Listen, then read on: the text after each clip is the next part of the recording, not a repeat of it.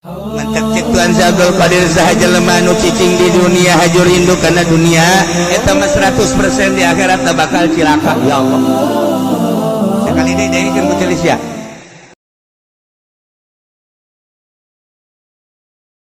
Baca Tuan Abdul Qadir malain Gusti sabada abdi dibere ku Gusti hakikatna dunia dibere nempo mata batin abdi.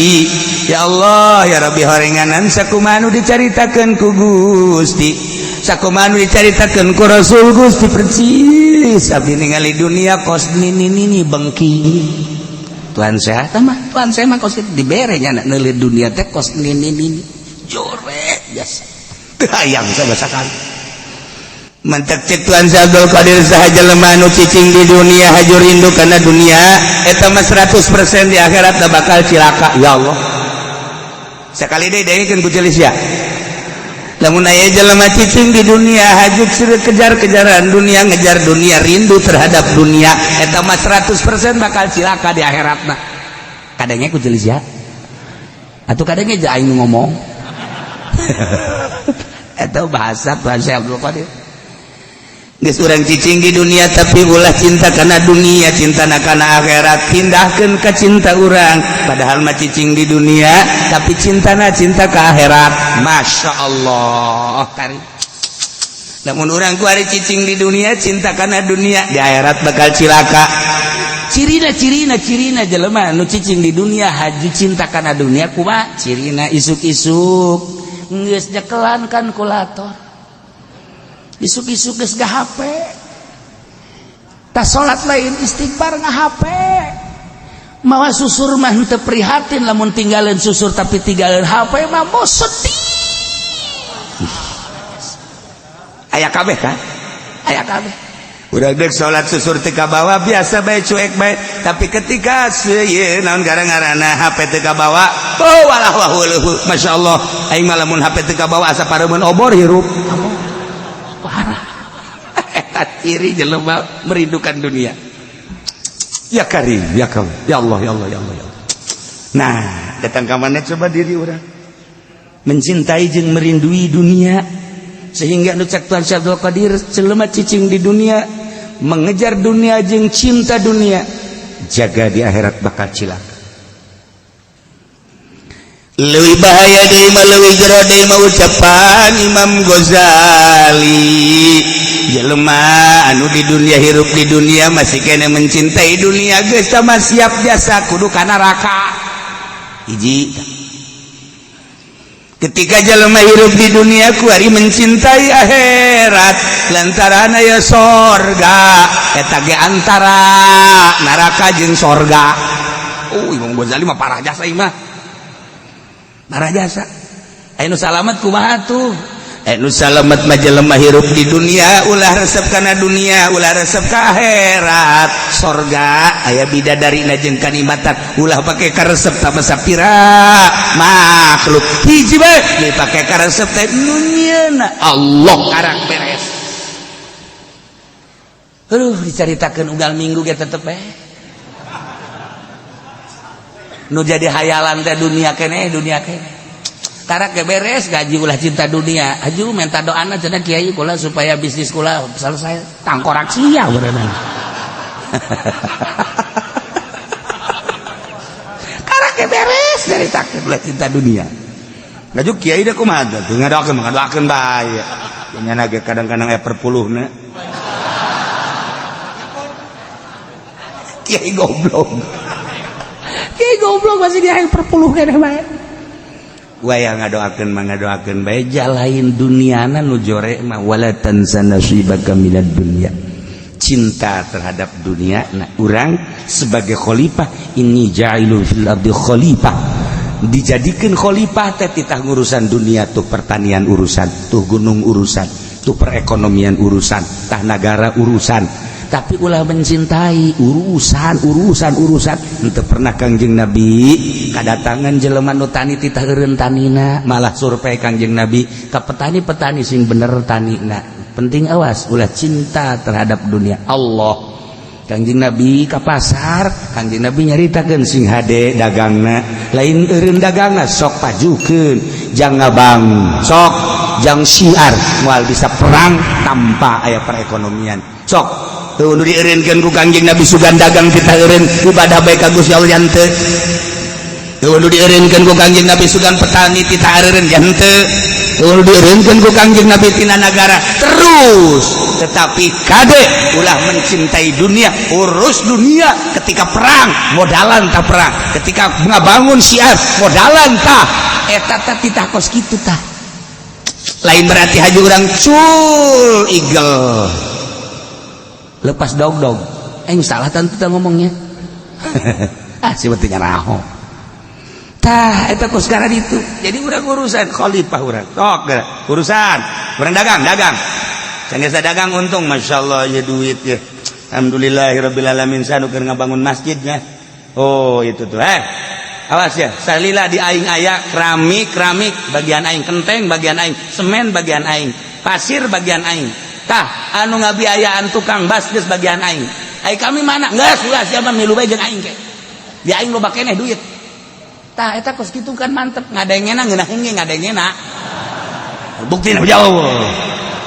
Mana kita keramik baik hese. Oh keramik bagian mana aja? Ayo ukur baik guys, ukur ayo sabaraha kita mengaji dah. Guys besi aya nu rek nyumbang teu lah ka aing bandari.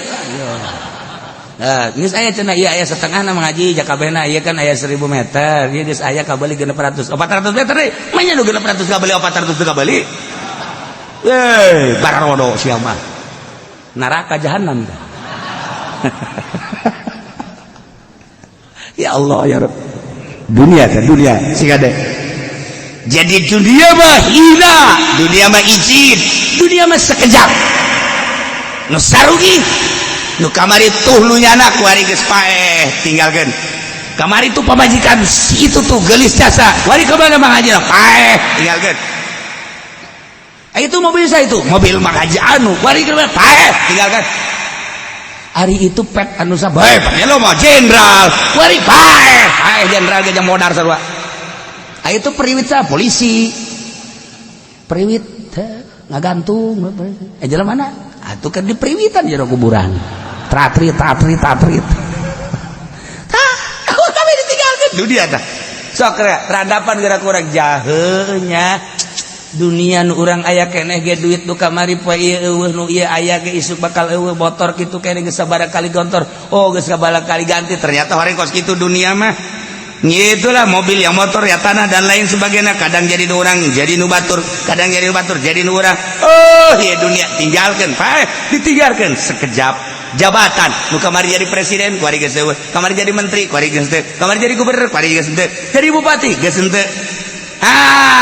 Berarti kan sekejap.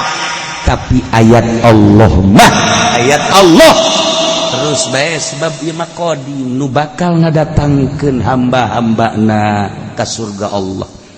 Tapi kafir wanieun ngagantikeun ayat anu mulia nu agung digantikeun ka samanan qalila.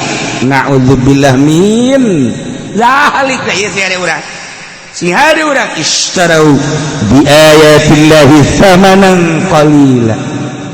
Kuari we di DPR hanya untuk samanan qalila kabeh ge. Dilepaskeun kabeh ayat-ayat Allah. Mantap lamun nyanda jadi PR paeh.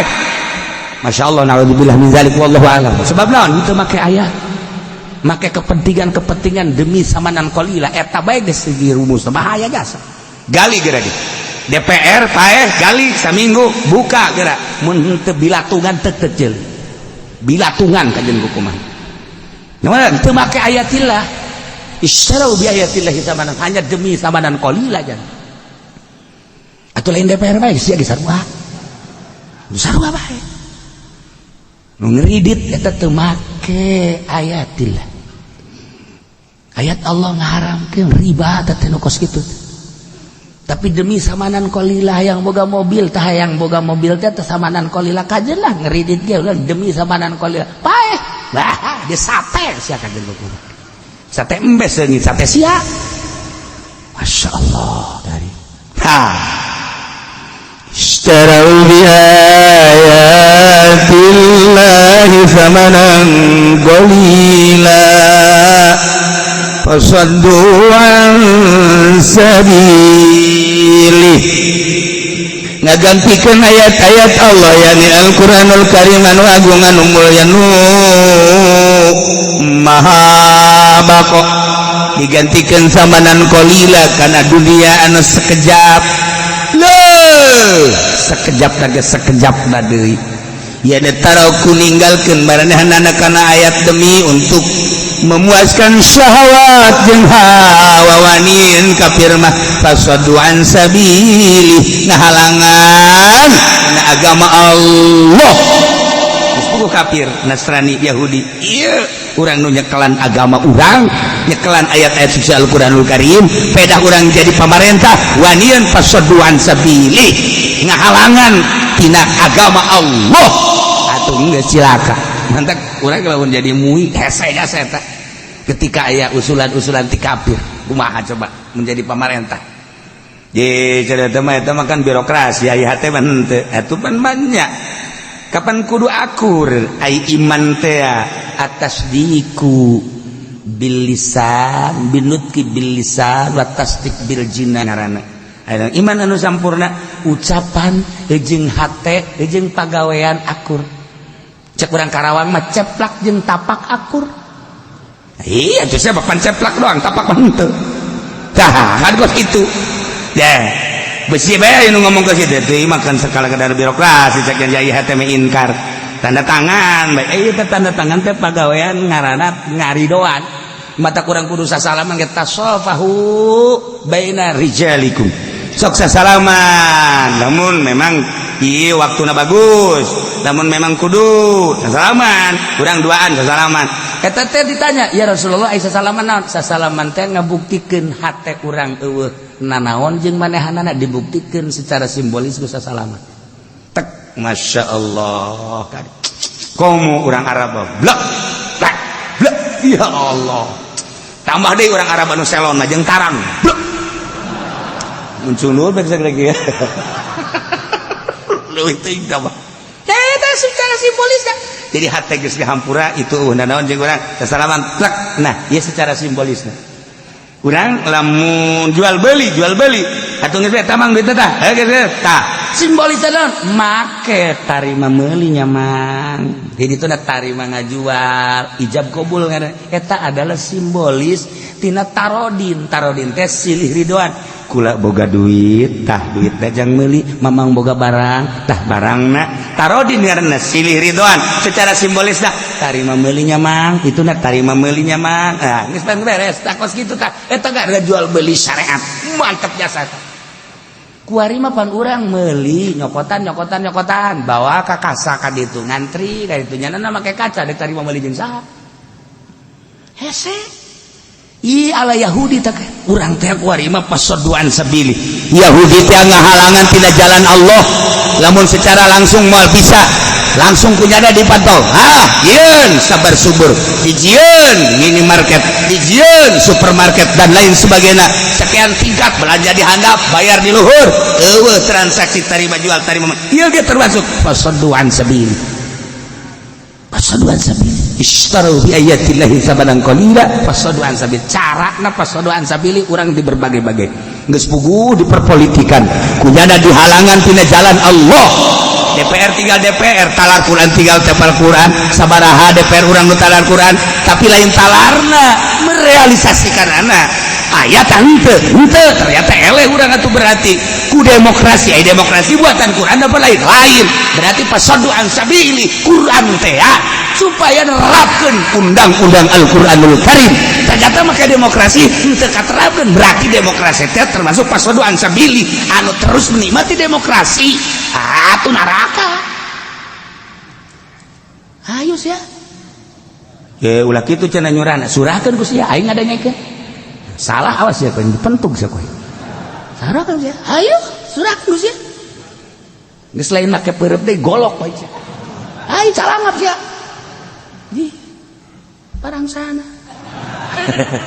itu kuat ieu kakarake ieu ilmu zahir tafsir zahir urang nu nyaritakeun tafsir hakiki mah murikak bulu tafsir teh kapan aya tafsir zahir padahal ieu kabeh ieu Jalalain, Sawi, Ayatul Ahkam, kemudian gitu tafsir non gitu ngaranna Qurtubi, tafsir berbagai eta zahir. Tapi lamun ayat tafsir Syafi'i anu mengarah kana hakikat tafsir hakikat aya karangan Imam Syafi'i. Ayo Imam kitu Maliki tafsir hakikatna masyaallah. Tuh aya sababaraha non kitu ngaranna sababaraha sahabat anu nafsiranana langsung make hakikat. Urang mah lamun nafsiran ayat anu eta bae ayat-ayat non kitu ngaranna ayat Ramadan. Wa in kuntum marḍaa ala safarin aw jaa ahadun minal ghaiti aw lamastumun nisa falam tajidu ma'an fatayammamu sa'idan thayyiba. Atuh eta kapan ayat tayamum ngeunaheun. Tetapi ahli hakikat mah lain kos kitu nafsiranana.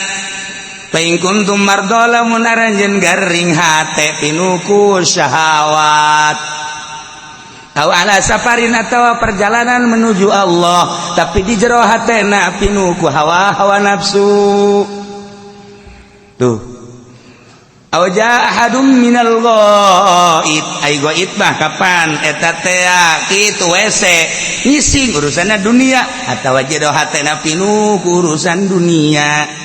Aula mastumun nisa ai tadi mangan sakadar kahayang dunia kuari mah mastumun nisa ai nisa eta dunia sebab Kangjeng Nabi nyaritakeun al mar'atu mataun wa khairu mata'iha al mar'atu sore berarti awewe eta dunia. Aula mastumun nisa ditafsiran ku ahli hakikat mah eta adalah manehanana bergelut dina dunia. HP jaringan jang dunia, organisasi jaringan jang dunia, partai jaringan jang dunia. Nah, ieu bergelut lamas tumun nisa dunia. Falam tajidu ma'an hajun teu manggihan jelema, ma'an teh cai tapi jelema anu yang ngaluruskeun ya ne Kangjeng Nabi. Teu kazamanan Kangjeng Nabi ma'an teh. Falam tajidu ma'an teu manggihan Kangjeng Nabi. Sahabat temanggihan ka sahabat, tabiin temanggihan ka tabiin jangan ngaluruskeun anak guru mursyid falam tajidu ma'an teu kapagi jeung jelema-jelema nu ngalempengkeun ngabersihan qalbu fatayammamu sa'idan thayyiba. Tayamum bae geus ulah make cai. Cara tayamumna kumaha terserah gerak guru mursyid anu nyahueun oh sia penyakitna ieu tayamuman. Nah Haji Pendi ya hadir sia hadir nyokot lebu nu loba sakumaha lobana sakintal kumaha ya hayu sih mah mending di lebuan langsung ngeuh di lebuan nah gali heula aja lebuan paeh di dinya kajeun cenah paeh si wadehem sagala rupa eta urang we ieu lamun urang nyaritakeun ayat per ayat Masya Allah. Urang lamun nyaritakeun wa huwa ma'akum aina ma kuntum make hakikat ya Allah ya Rabbi geus teu daya teu upaya teh aya tafsir hakikat anu dibaca kudu ku ahlina sebab besi salah ieu ge sarua istarau bi ayatillah make majaz heula eta teh jang notor kana makna hakikat di mana ku istarau salah lantaran isyra mah engkena bakal aya timbal balik tapi kapan ieu mah istibdal geus mulai make majaz ieu ge geus bagian daripada mengetahui secuil hakikat kuari sebab make korenah kapan. Nah istarau ngagantikeun ayat yakni Gusti Allah an ayat Allah teh Gusti Allah kok bisa pas gitu sih kapan urang teh kabeh tercipta ti Gusti Allah teh tina cahayana nyokot ku Kang dibikeun ka Kangjeng Nabi tina cahaya Kangjeng Nabi jadi alam ieu teh kapan cahaya Kangjeng Nabi aslina mah kapan Gusti Allah ayat mantap kabeh jadi ayat ya teh gunung ayat Allah laut ayat Allah tatangkalan ayat Allah urang ge ayat Allah lumatak urang ayat Allah geus lamun urang nempo secara zahir jelema lamun secara batin ieu teh tajalli Allah geus luhur tah geus luhur teh tajali tah aya ge di lembur mah haji sajali ieu mah tajali tah ieu kan Gusti Allah bisa ai eta sia hirup ai hirup nu saha nu Allah atuh tajali Allah di sini ai gerak nang saha nang Allah bisa henteu lamun ku Allah teh gerakeun atuh henteu berarti kan tajali Allah digerak nu aya di sia tapi urang mah can datang kan ka dinya kulantaran can datang nu kadeuleu teh si eta bae udin bae haji pede bae kadeulina we ungkuk-ungkugan lompat lempang si eta bae encan datang urang tapi eta sebenarnya mah ayat Allah tajalli Allah di eta nah ieu kan istarau bi ayatillahi tamanan qalila nah lamun keur nyaritakeun tamanan qalila gambaran tamanan qalila Kangjeng Nabi mun nyaritakeun sorga teu terasa urang aya di sorga ketika ngagambarkeun dunia lu hina terasa hina dunia teh sehingga leuwih tibatan bangke kahinaan dunia. Loh, urang teh keur di majelis heulah keluar bae sendal leungit marah. Eta dunia teh. Goblok. Sendal aing sendal kulit. Siap. Bok. Hei. Urang. Eta kita hese. Istarau bi ayatillahi tsamanan qalila. Batak basur bisa nafsir dia. Bisa nafsir tafsir kosmik masih zahir kene. Nayalah fasaddu an sabili ngahalangan tina agama Allah. Di mana cicing? Di pamarentahan maneh teh ayat Allah kunaon atuh ayat Allah kok bisa henteu make karena ayat Allah. Nah iyalah bagian siksa. Mentak kadeuleu ku ahli-ahli Allah mah jelema-jelema anu henteu make ka ayat Allah sebab naon henteu batin zahir ku ahlina mah zahir bahkan kaambe lamun jelema cinta jasa kana dunia teh mantak besi aya kiai misalnya datang urang kieu bae kos kula lamun datang haji mah kieu asa teu kuat keur mah hatena dunia kewek deui apa aja teu mandi deh tadi aduh emang meureun panyakit bau badana aya teu keur ieu teu leuletik bau sering ahli Allah mah gitu sok besi zarah misalnya ka Habib Lutfi aja Habib Lutfi mundur deui eta geus kaambeul aja pendi ka Jakarta ngahandeup naon kitu ziarah ka Habib Lutfi malam Salasa kan sok aya di Jakarta Habib Lutfi na aya tapi ngonci maneh trek bangis terus assalamualaikum waalaikumsalam sora no ditungguan datang ka subuh cak Habib Lutfi aing mah kajeun salat qada daripada magian nyana qada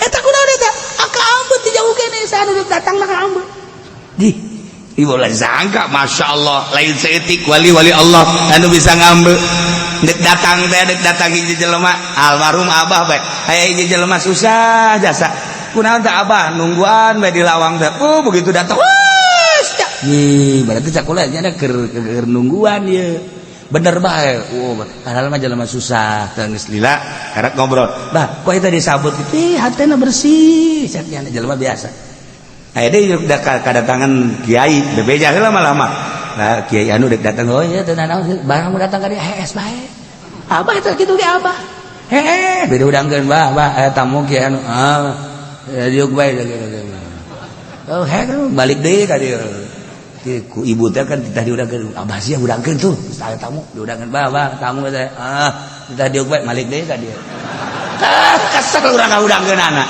ieu mah teu beda jeung si ieu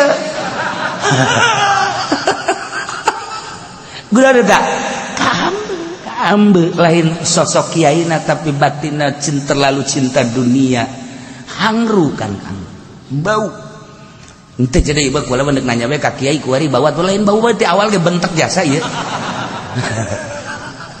tapi lamun si ieu wallah alam henteu beureun barang datang nu dua jadi bau aya tah samanang qalila laletik hina bau. Masya Allah kan lamun Tuhan Syabul Qadir guys bisa ngabuktikeun nyekel apel dititah dicekel ngurucut getih nek sanu daek ngadahar apel ku raja dititah dicekel keur dia cekel dipencet kieu keluar getih berarti kan ieu apel menang meuli duit di negara eta teh kan getih rakyat. Masa kiai menta ka negara pakai ngabangun majelis nu mentak baueun kiai ngabangun pondok duitna ti negara baueun ngajen kumaha ge santri teu betah botak wari majelisna bagus pondokna bagus santrina lake kiuralno leuya wih iku hangru apa iku hangru ya wis lah tak komo dahareun komo di dahar ku urang eta gambaran-gambaran ahli hakikat masyaallah karim nah ieu bapak saduan sabili ngahalangan deui tidak lempangna agama Allah luhurna agama Allah dihalangan ya Allah ya Rabbi di negara behulanan guari mah soal jilbab bae dipermasalahkeun berarti kan pasaduan sabili ayo raramen ulah kunaon anu make cangcutna kita dipermasalahkeun make cangcut teh dimasalahkeun susu kadeuleus sapotong teh dimasalahkeun malah mah di DPR dibahas jangan sepotong semua ayo yang korupsi dan lain sebagainya pasaduan sabili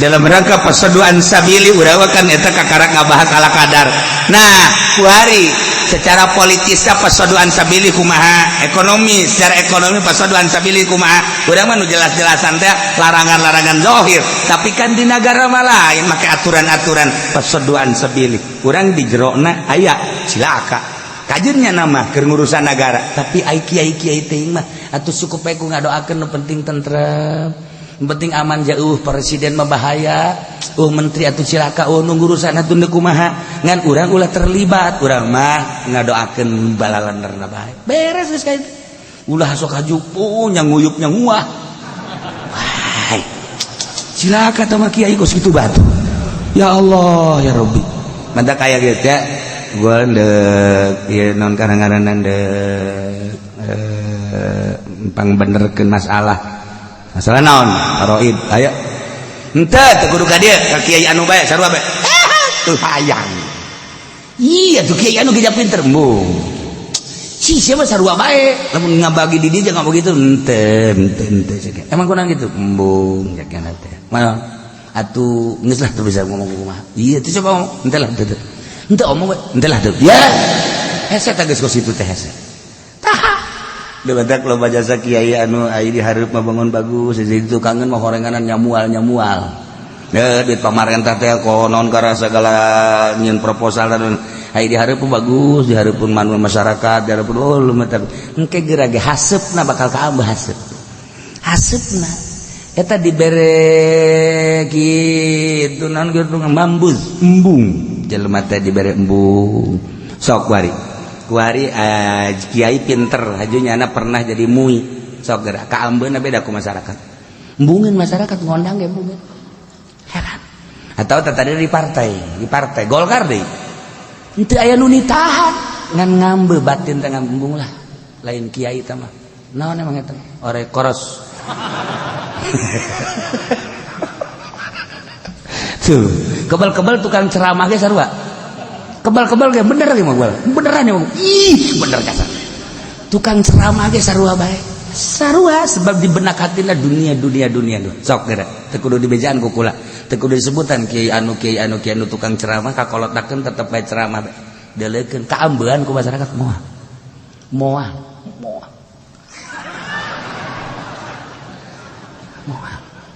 sebab dah tidak dibeneran lain ceramahna hubud dunia sok di Bogor aya tak kiai anu tata dina hebat kan ceramahna terus berita kolot teu nu ngundang ngariung acan dah cenah kiai mau ngomong ngariung bae emang hayang kita mah gambaran goblok sia kita mah gambaran sama sok di Cianjur aya Cianjur wah udah sekulakan baheula mah santren di Picung aya teh kiai hebat santrina keur zaman kula di Picung aya 200 hebat kabelah dia ceramah kuari santri eueuh nu ngondang ngariung jelema jag-jag keneh di Sukabumi kula pernah masantren di Sukabumi 2 tempat aya teh hebat ke kiai di Sukabumi zaman kula par kabelah dia masyaallah pernah ka dia gaimah kali nyaritakeun eueuh santri eueuh pangajian di Garut atuh bojoku orang Garut tuh aya weruh temen ge wis arep di Garut wis weruh kabeh ilahian si Kajang Samarang weruh Limbangan seluruh atuh baki mah ulin bae meureun main bae eta mah jelema ge kan boga karakter masing-masing aya nu karakterna teh ieu teh hayangna teh ngwiridan bae aya nu karakterna teh hayang salat bae karakter baragus sama dah aya karakter teh nya nama berpikir bae jujur bae karakter bagus aya karakter teh dek nipu bae tileutik nek nipu bae nya nama karakter teh kos kitu teh tipikal aya karakter natenya nate namanya mangiceupan ka awewe banginan jasa teu kudu make pulat pelet gana mangis eta karakter teh kos kitu ngaranna eta karakter nah jeung deui aya anu karakterna teh hayang nate judik bae tileutik bae koplok menangan bae eta karakter teh karakter hoki teh itu berkarakter aya karakter teh politik tileutik teh aya karakter teh ieu teh berekonomi aya karakter teh berbudaya tileutik teh eta dideuleu karakterna budak ge budak ti SD ke geus kadeuleu karakterna teh lamun ku urang ditanya 2 kali 2 sabaraha 4 bener ieu embe buntutna aya sabaraha 3 karakterna lain deui bodoh ieu budak ge embe 3 buntutna ya angel kamu ngitung ya kos kieu mah ieu budak teh eta tileutik kurang ditanya terus aya nu nyanyi bae ugal igel oh berarti karakterna ieu kana budaya ieu budak teh aya anu kitu kuna nulis bae dan lain sebagainya geus karakter eta karakter lain eta kos kitu tah aya tileutik teh kanyahoan tipikal teh kanyahoan nu mantak potensi-potensi nu aya di budak teh ya tah eta nu kudu dipupuk mah potensi nu aya di budak pupuk mun ieu budak teh ieu politikna rada bagus kajawan kok bisa politik aja duit bapana laleungitan bae lain politik mah atuh maling bisaan malingna kajawan tileutik da Masya Allah tah eta tileutik da geus kajawan mantak lingkungan teh ngadidik dirina bakalna lamun bapana ahli politik indungna teh politikus sarua bae lahirlah budak kadeuleu kurang ringkak-ringkak teh macaan kelas-kelas internasional macaan sejarah dan lain sebagainya ieu budak watakna kajen kumaha ge kana berpolitik didik ku urang supaya jadi bener-bener ahli politik yang nangtungkeun jeung nanjeurkeun nagara lantaran negara dipimpin ku politikus bobrok sugah naik anak orang ya rada bagus ya politikus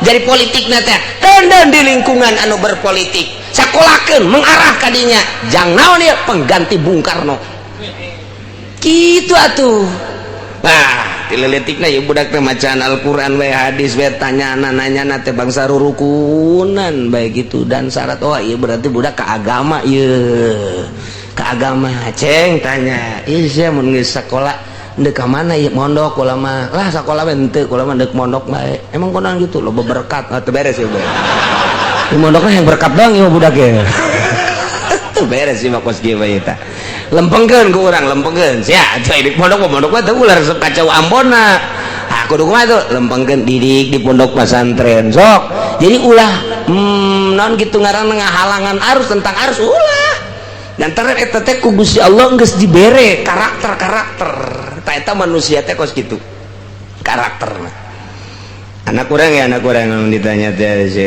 awewe atuh teu kudu ditanya di deuleu bae anu resepna teh ka santri mun awewe teh anu resepna teh ieu teh kanu bangsa pungplapeng bae aya nu resepna teh ka pejabat eta anak teh tah di deuleu ku urang tah eta teh ulah ditentang arusna sanajan dikawinkeun ka pejabat pilihlah pejabat anu jujur gitu mun di Indonesia ka mesro ka ditu kan ka misro sugana we amis di jero mah tah eta teh karakter teu bisa ditentang harusna sebab jana teh bakalna kitu lemah lamun ditentang teh lemah mun anak urang karakterna bangona kori ya budak lantaran di kamar cai ge ieu budak narik wae di kamar teh. Iya budak narik bae aku tuh mending ngebeten-beten. Budak ieu kori ka jadi kumaha ge tah kurang ya apa ayo asal nu bener bae supaya ka dituna deuk sanu neruskeun atuh tajwid qiraat ya. Nah tapi jangan lain boga pikiran supaya jadi juara internasional lain jang ngoboran minimal sakampungnya na sakabupaten atau non gitu ngarasa desa sakecamatan supaya rarafih ye makharijul hurufna tajwidna jadi nu lurus tah eta karakter ngaranna ya tipe-tipe. Nah kuari mah deuk nyaritakeun karakter syaiton. Setan teh boga karakter tah ieu karakterna ieu innama yuridu syaitanu an yuqi'a bainakumul adawata wal baghdha innama ta'alian pasti berarti yuridu mengharapkan syaitanu munculkan setan nimbulkan setan ayukia ngebuktikan bainakum diantara arajen kabe al adawata kana mumusuhan wal baghdha jeung bebenduan kebencian karakter setan mahorenganan imimiti dijieun datang ka kuarinya nama deuk nimbulkeun jeung ngamunculkeun adawah jeung baghdha. Masya Allah setan mah kos kitu bae tah mah dek ngadu-ngadukeun bae kiai jeung kiai supaya ngadu ustad jeung ustad supaya ngadu jeung supaya bendu lurah jeung lurah pejabat jeung pejabat pemerintah jeung pemerintah geus beres ngararadu kepala jeung kepala kuari mah supaya ngadu antara pejabat jeung rakyat ngadu di dinya. Ya Allah setan mah kos kitu bae moal aya benerna setan mah pokoknya mah karakter setan teh timimiti dijieun datang ka kuari datang ka kiamat nya nama ayu kia bainakumul adawata wal baghdha. Waalaikumsalam. Kiai ieu ndek lebaran poe naon poe Salasa gimana dasar ngitung aing mah boga keyakinan ayo ngajakan ka teu ngajak aing mah ngabejakeun doang milu hayu teu kajeun aing mah aing bae lantaran ngaji geus percaya ka ilmu na ngadekeman teh tanah ngaji milu los teu percaya los tuh masalah lain cenah kiai anu mah perwa tuh kaje pancena kiai mah bisa kos kiai emang kiai itu mah sok ngomongkeun kiai bae jurig dah nu datang teh teh jurig setan eta teh nyana teh keur kaasupan setan sebabnya nu ngadu-ngadu ada watawal bagdo gitu teh. Masya Allah nempel ka jelema setan mah teu ngabungkeuleuh atuh mun ngabungkeuleuh batu kurang teu nyaho si aing geus belajar di Bogor naon urusan tales mun kadeuleuh setan atuh loba nu gelut teh kadeuleuh nempel kos gitu tah jadi diadu-adukeun adawat wal baghdha. Masya Allah eta karakter setan kos gitu tak nempel di partai Golkar nempel deui ka di PDI ngadu Golkar jeung PDI teh kotrek ribut adawah wal baghdha partai Golkar jeung PDI ribut adawah wal baghdha tentu boro-boro eta urusan partai urusan pasantren bae ge ribut kiai jeung kiai ribut. Ya Allah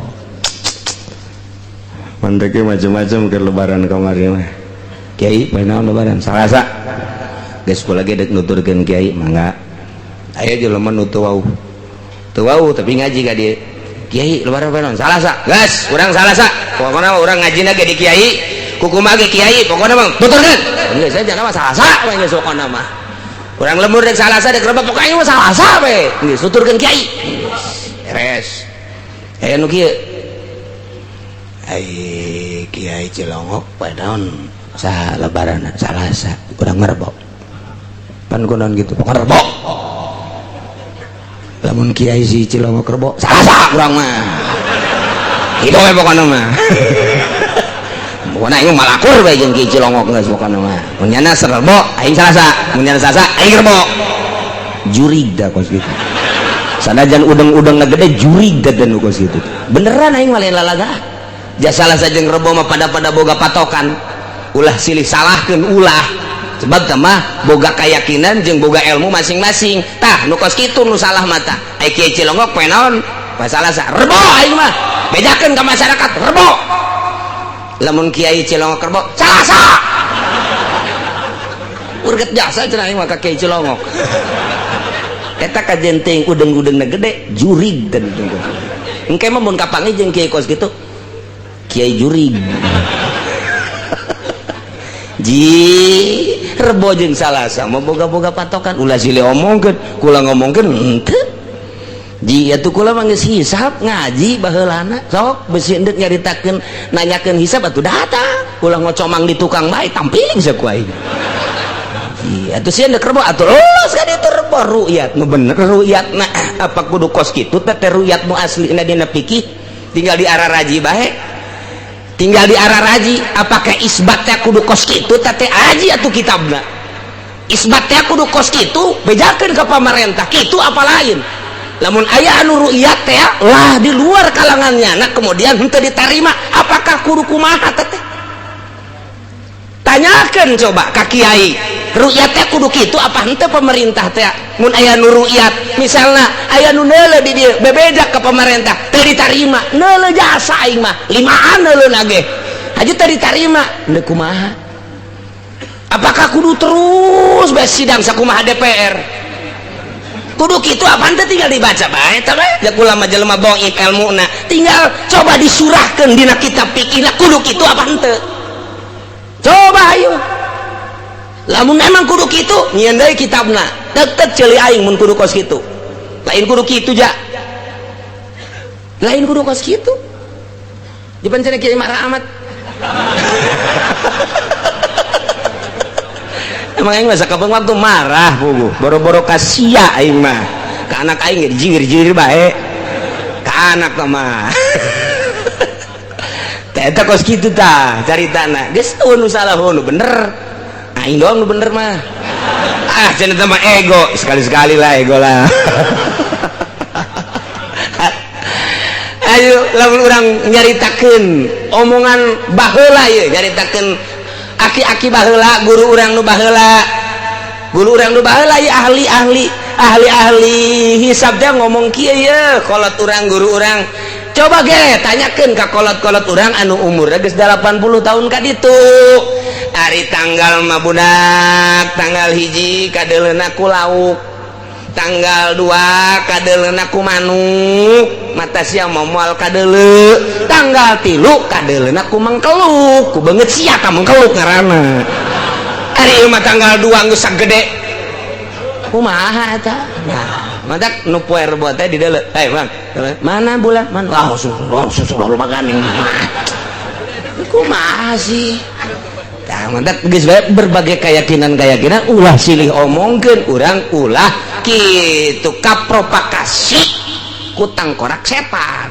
ngadukeun akhirna geus kiai anu mah anu kiai kiai ngomongkeun geus pokona mah aing mah musuh jeung kiai anu mah eta gara-gara nyana tah iyalah innama yuridu syaitanu ayyuqi'a bainakumul adawata wal bagdo jeung ulama atuh nu poe Rebo hayu atuh boga keyakinan Rebo nu boga Salasa ayu boga keyakinan Salasa masalah geus ulah sok digede-gedekeun keur managara keur ajur kieu kiaina alalah ajur deui geus ulah naon tuh jeung aing moal ka Cilongok ja lebaran Rebo emang aya nu dicarekan ku aing ja eueuh ngan nu da tampiling doang aya teh ja eueuh masyaallah tah ieu keterbatasan SDM urang eueuh masalah tah urusan ibadah ai urusan Salasa jeung Rebo dimasalahkeun ai anaknya nu teu puasa teh dimasalahkeun lebaran teu puasa henteu tanu dimasalahkeun masyaallah aya nu ngoncian masjid bae ngadadak kiai meuli kunci pohara dirantai tukang hareup ulah poe Salasa cek nya teh Atuh aing seri we kos kana itu apa teh si kiai. Ya kula mah di masjid dia dibejakeun ka masyarakat besi yakin ka hitungan kula ieu salasa. Besi teu yakin besi aya nu lebaran perbo pake deui masjid sebab lain nu kula nu Allah los. Atuh mantak rawan si kos kitu. Ya Allah ya Rabbi. Tah ieu teh hararese jasa tah hayang lempeng teh hayang lempeng teh lempeng hese jasa. Masya Allah. Fuhara iyalah innama yuridu syaitan wa ayyuqi'a bainakumul adawata wal bagus tapi di dieu mah keur nyaritakeun fil khamri wal maisir sebab arak jeung judi iyalah setan teh kitu ayyuqi'a bainakumul adawata wal lain di dinya bae ieu mah keur kabeneran turusna keur nyaritakeun khamri wal maisir. Nah kuari dituluykeun diteruskeun nyaritakeun karakter setan. Padahal di luar eta gatuh kitu bae setan mah. Di luar khamri wal maisir ge kitu bae. Mandek wayahna kuari urang sapuk deui di lembur, nu tadina perbo, nu tadina salasa salaman deui. Ulah yang masalah tuh kumamun ka bawa paeh, manya ustad teu nanya gara-gara lebaran beda. Bawa modar ku ustad coba eta kira-kira tuh. Nah, aya nu kieu tapi aing sebenarnya ajina mah ka Cilongok geus ngadenge ti mimiti ge puasa teh Salasa dan pan aing teh ieu teh di kucuran dana bos. Aing mun kadenge rebo pun besi eueuh. Eta doang tah aing mempertahankan eta lumayan tah. Geus bedak rebo bae. Bos ngamuk engke.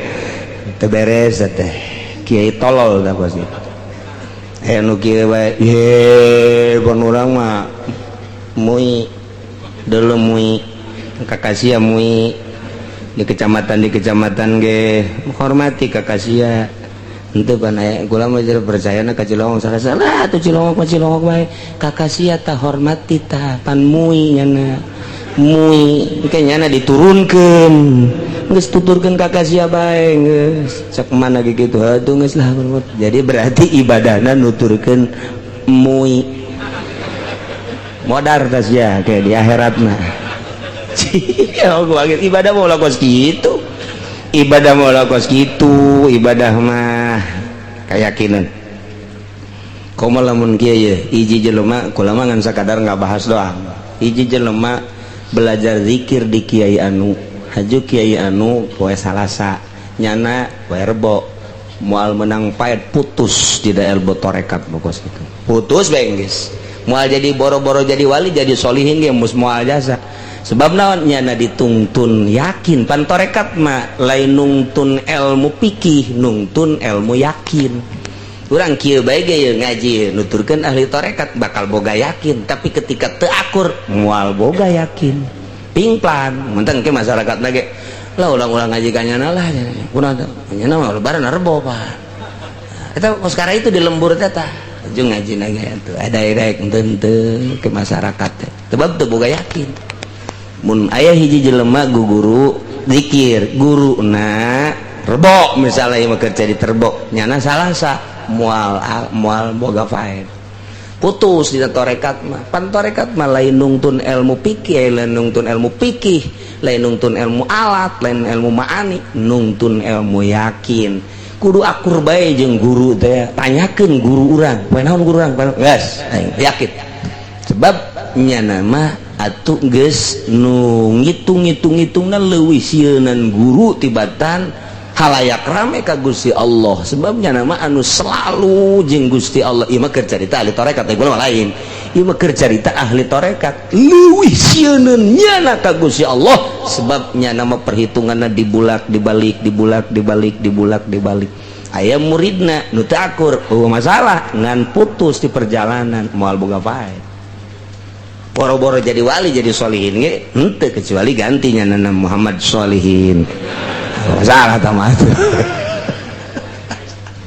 tukos gitu teh geus urang kuari mah ulah silih salahkeun kaharupna besi aya deui ulah jadi masalah ieu mah ibadah berbagai keyakinan sebab ahli falak maka BG ahli falak ngitung teh 2 darjah leuwih hampir 3 darjah nu ngitung falak 1 darjah setengah dikaburkeun da maka jeung kuku bae nu ngaran falak ti Sabang sampai Merauke 2 darjah setengah leuwih wabehan sulamah kecuali lain sulam buatan Yahudi anu rumusna nu eueuh di otak urang aya di otak Yahudi atuh naon make nu kos kitu hiji bae kitab buatan ulama titik geus bae percaya jasa ka ulama geus tuturkeun sakitu beres.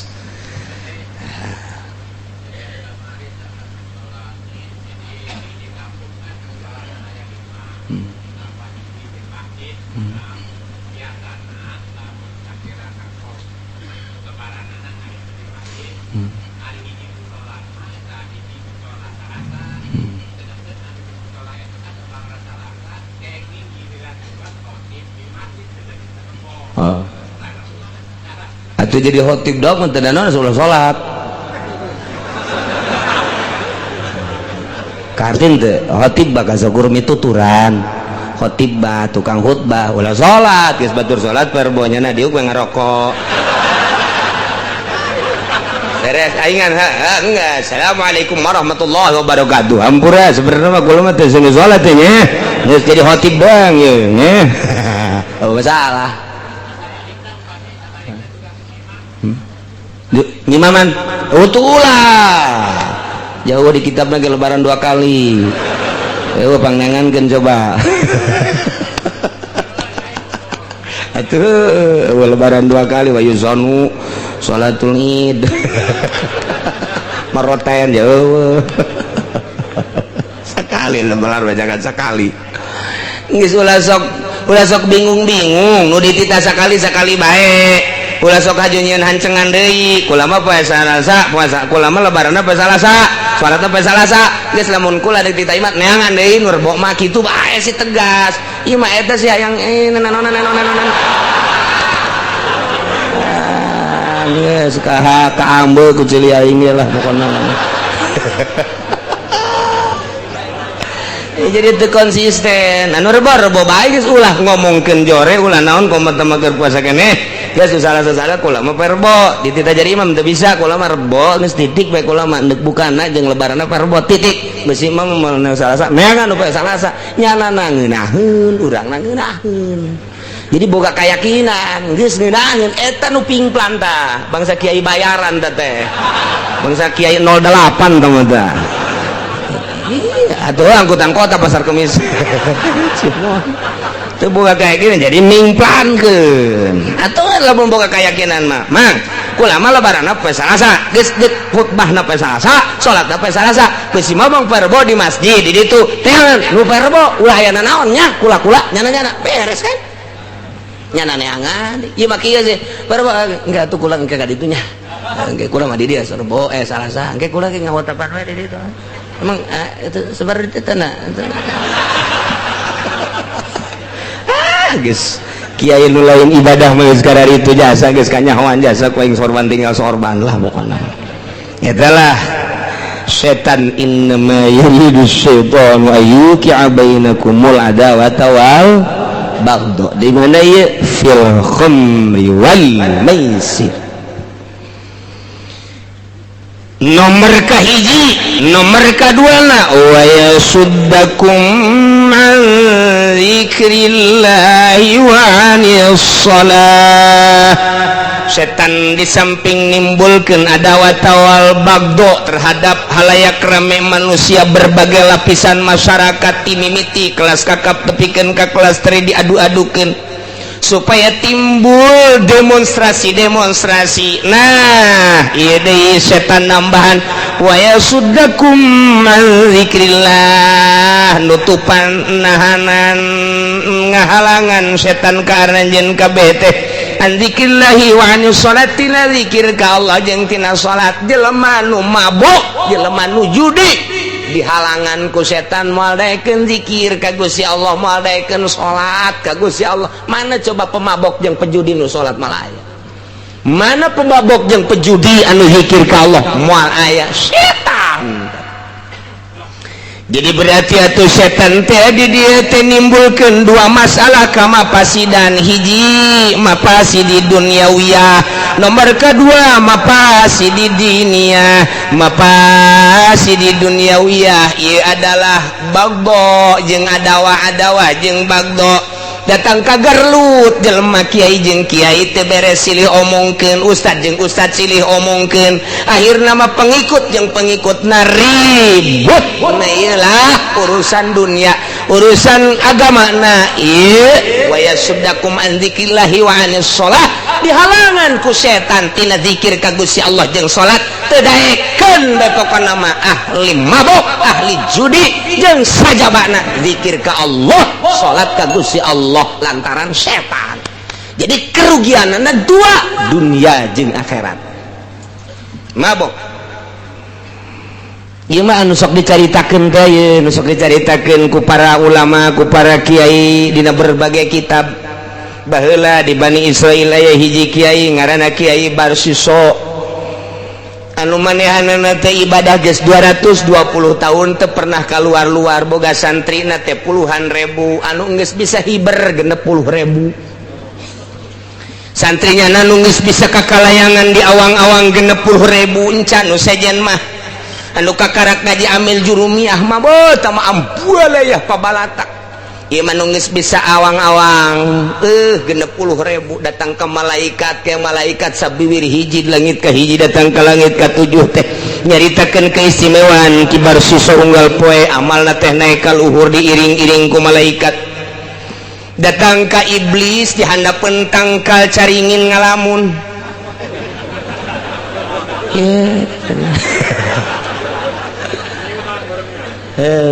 Geus ai runtuh waruntung geus. Ngan bangun sakean deui ya tetangga sari. Ditereup aya sakena hiji. Nya siki seke naon karang-karana caringin. Ragaji habak. Cek iblis Barsiso hebat-hebat deui. Muridna kakalayangan di awang-awang museje puncan murid museje masya Allah puluhan ribu cak setan aing nyawa di mana alamatna eta Barsiso teh datangnya nama ke udang-udang ngaleuwihan ti Ki Barsiso gedena jubahna Ki Barsiso make hijinya nama make dua aju sorban ka dieu Ki Barsiso mangan sauku datang ka cangkengnya nama datang ka handap ka dieu tah. Oh gede jasa. Assalamualaikum. Waalaikumsalam. Cek Ki Barsiso ti mana? Abdi ti tebih cenah kan. Aya naon? Hayang ngiring ibadah we sareng mama Didi. Kabita abdi mah ku mama di mana-mana muridna aya. Aju abdi marek di dewe ibadah mun aya pagahkeunna atuh ku kiai ditah magahan atuh abdi rek magahan aya tuh dipasingkeun ku nya teh budak nu leutik we pagahannya nya teh ke lamun kadeuleu bagus ke naik ke waduh luar biasa bagahan ngaji eta setan teh waduh bisaan jasa tuh magahan ngajina kadang-kadang di pendopo magahan ngajina jeung Ki Pudoli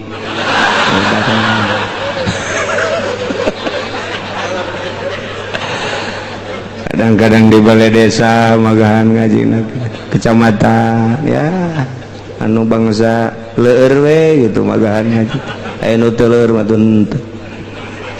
geus kitu dah terus we nyana magahan ngaji insyaallah. Waktu di masjidna pernah eta iblis teh tilu penting teu balik Cek Ki Barsiso teh pohara amat ieu tamu ibadahna ja aing ge aing asana itu balik-balik mah teu kuat. Naju pas menang 3 poe teh diajak dahar. Yuk orang dahar kayu henteu abdi mah moal dahar. Pan abdi mah lamun keur ibadah cak setan teh geus teu hayang dahar teu hayang naon. Wih.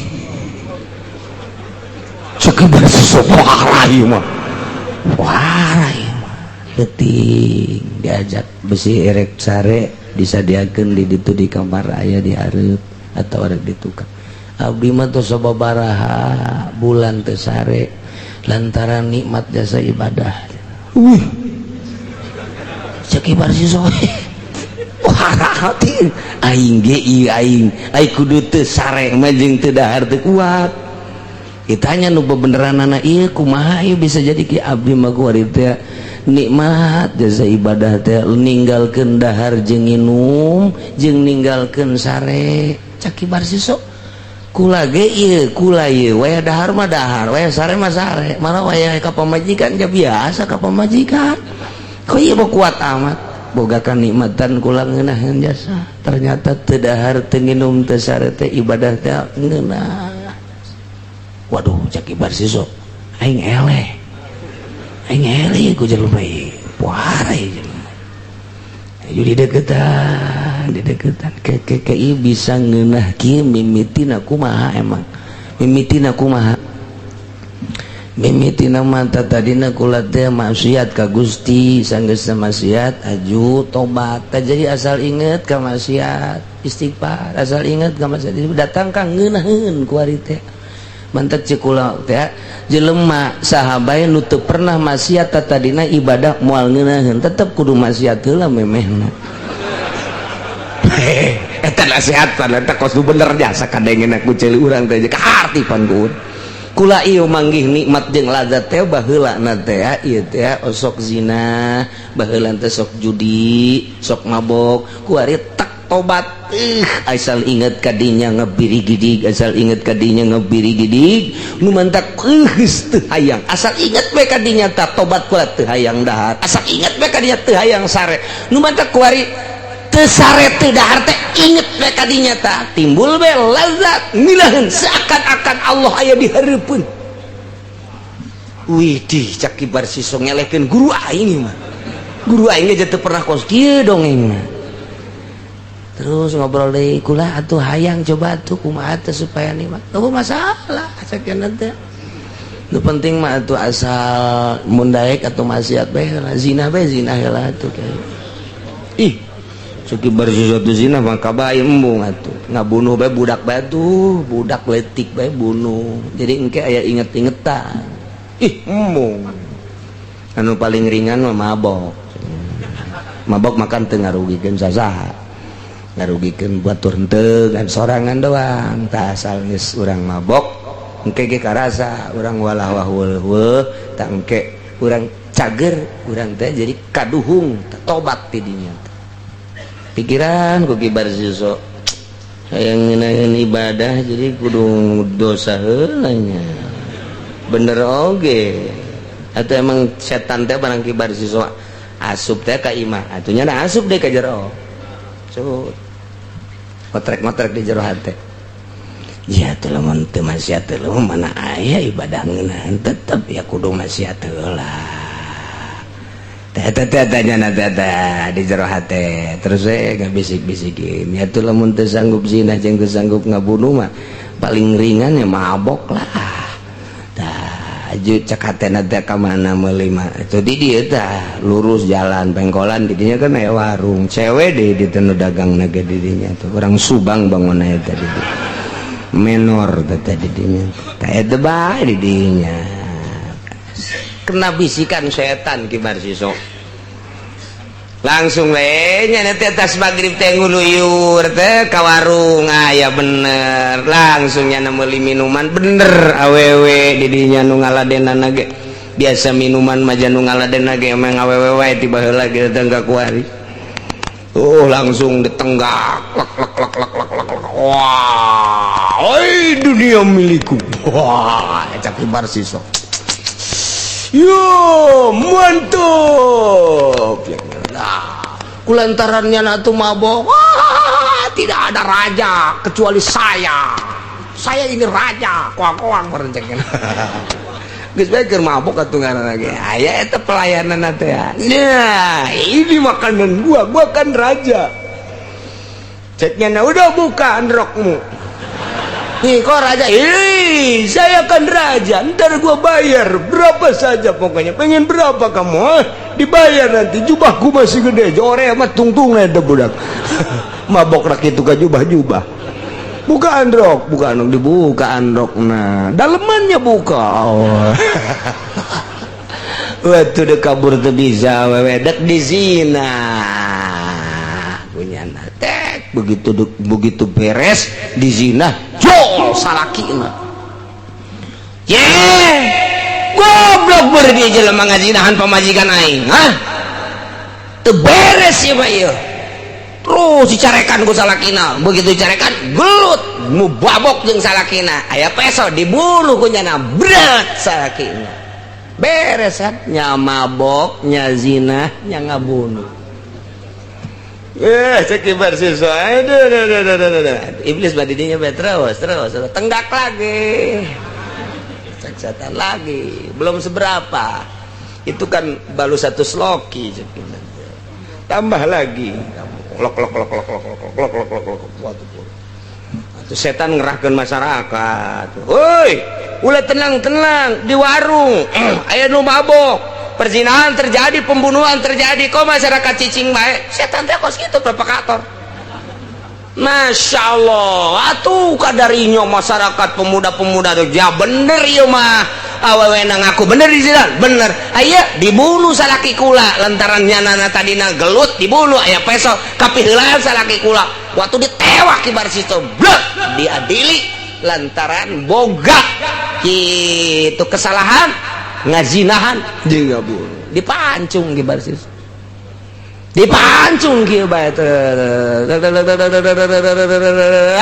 kanyahoan dibunuh kibar siso teh keputusanana lantaran membunuh jelema nu bunuh mesti bunuh deui kieu pancung kieu jol setan datang deui Yai, kumaha ku hari? Aduh, gara-gara sia.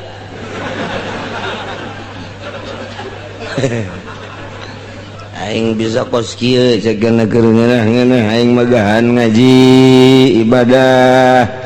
Kos kieu we kanyalakeun ceuk setan teh. Tenang bae heulana. Tenang aing keputusan nepen ieu. Dibunuh ceukna gara-gara sia, geus aing mah tobat bae ka Gusti Allah. Kan sasarana hayang ngeunaheun ibadah. Atuh jadi boro-boro ngeunaheun ceukna teh aing dibunuh kieu. Saeutik deui. Asal geus loba tobat sok tobat terus ceukna teh terus coba ge sujud ge ka kula ge sujud. Kumaha sujudna ceukna naon aing dipancung. Geus teu kudu dipancung teu kudu kumaha sujud mah bisa bae ku mata bae isyarah. Sujud bae gerak ge. Bakal ngeunaheun ge ibadah teh lantaran pan kula guru maneh geus ayeuna mah sujud bae geus ka guru ku ari mah ieu ayeuna maneh teh saha ieu teh kula teh setan tapi setan geus jadi wali setan jadi wali geus pokona mah ku ari mah sujud geus gara sujud gara ge sujud ieu keun ngarasakeun nyeri cenah awak ieu cenah teh asana teh kudu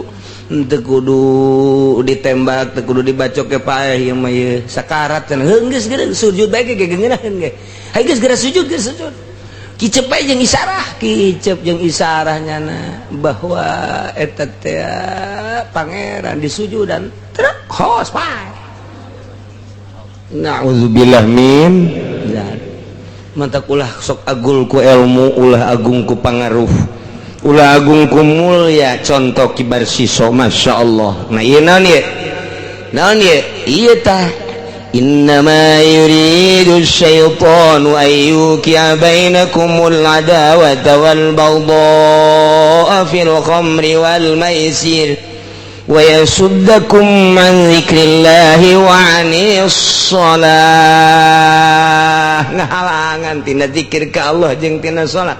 Jelema nu mabok sanajan zikir ge tah mah eueuh di jero hate aya nangan disungut doang sanajan nyana salat eueuh di jero hate tah mah ngan saukur zahirna doang jelema mabok mah moal beres kajen kumaha ge wayana sakitu awas hati-hati khamri jeung maisir judi jeung mabok jeung judi deuh nu kuari ambalayah jasa mabok jeung judi urang-urang keur ngabahas di dia balik baik ka imah pengkolan Bitung nu mabok, pengkolan Cikupa nu keur mabok, di pasar Kemis nu mabok. Kadena ge lain orang pasar Kemis, urang Lampu.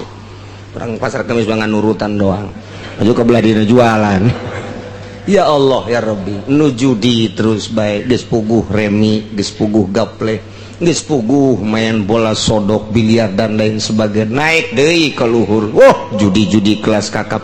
Moal eureun emang mabok bakal eureun disuplai ku Amerika ka dieu. Disuplai ku Amerika ku Yahudi teh ti tamarabok. Geus aya kerjasama jeung pemerintahan urang emang kumaha gitu. Geus moal bisa beres lantaran emang dek dihancurkeun karakter bagusna, dek dihancurkeun budaya baikna di Indonesia teh, dek dihancurkeun ku Yahudi nu bakal engkena dek diyahudikeun, dek dikristenkeun ieu teh negara urang teh. Ngan hese bae lantaran loba nu lillahi taala nyana resepeun jasa Yahudi mah mul aya di bawah naungan yayasan, tapi tah model pasantren-pasantren salap gergeteun jasa. Sebab kekuatan bangsa jeung umat ya timbul ti pasantren nu geus teu bisa disogok-sogok.